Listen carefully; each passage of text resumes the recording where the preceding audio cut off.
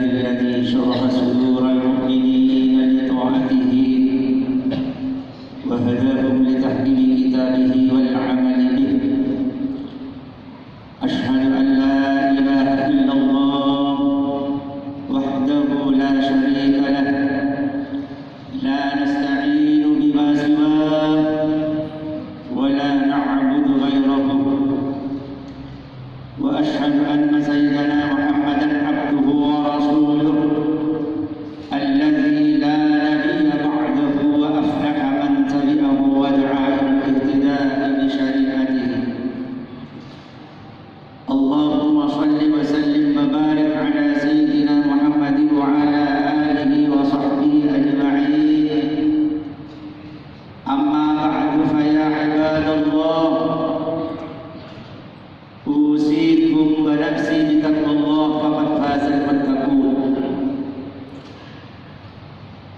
أن الله تعالى عز وجل من قائل وهو أصدق القائلين: أعوذ بالله من الشيطان الرجيم، بسم الله الرحمن الرحيم. يا أيها الذين آمنوا اتقوا الله حق تقاته ولا تموتن إلا وأنتم مسلمون.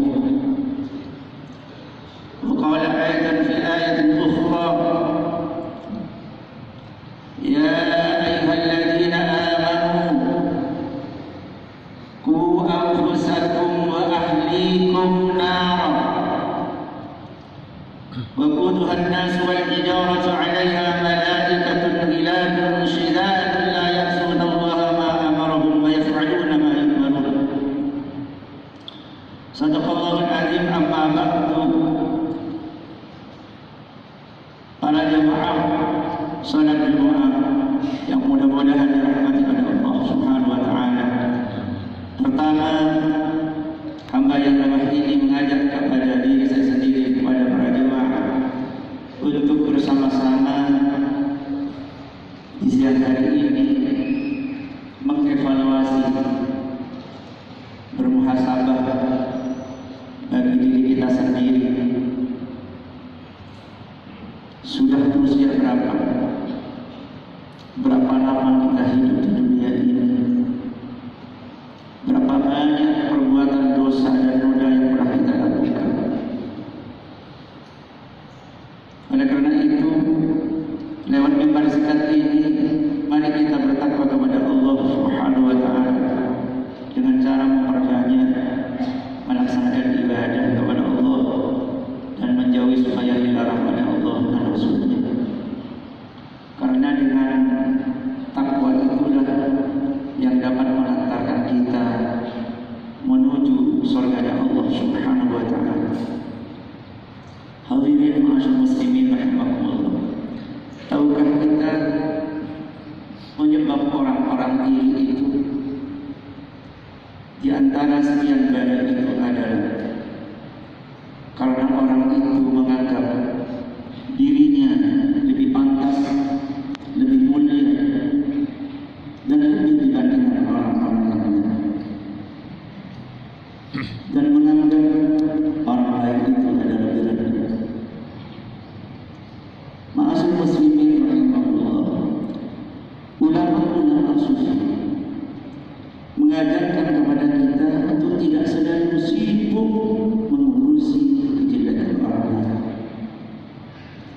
Dalam kondisi informasi dan teknologi yang kita hadapi, hidup di tengah-tengah zaman yang seperti ini, sangat relevan sekali ajakan di dalam kitab Nasihatul Iman. Ulama-ulama sufi itu mengajarkan kepada kita ada 3 aspek yang perlu kita teliti, perlu kita lakukan, apalagi kita hidup di tengah-tengah di zaman informasi dan teknologi.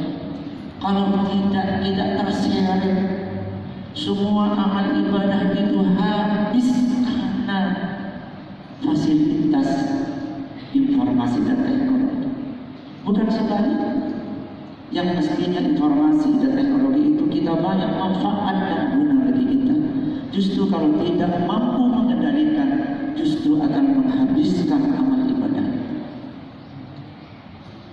Tiga aspek itu di dalam kitab Nasihatul Iman agar supaya tidak sibuk mengurusi kehidupan orang lain.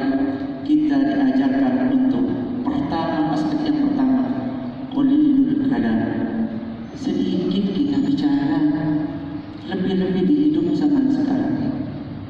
Berbicara bukan tidak berbicara, tetapi yang bermakna dan berfaedah.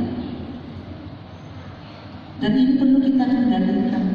Apakah yang berbicara ini adalah super sudah hebat, masih belajar?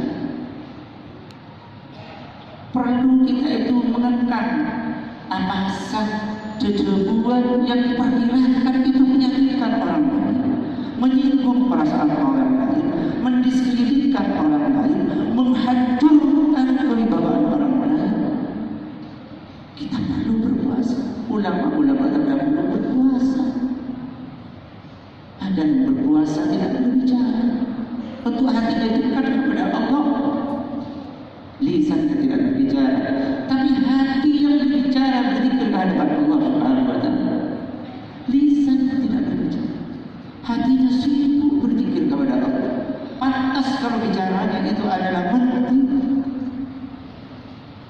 karena sedikit bicaranya, tapi bicaranya kalau sudah berbicara bermakna dan berfaedah.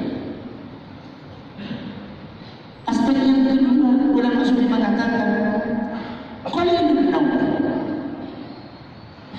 sedikit tidurnya, bukan tidak tidur, tetapi sedikit tidurnya orang-orang susah.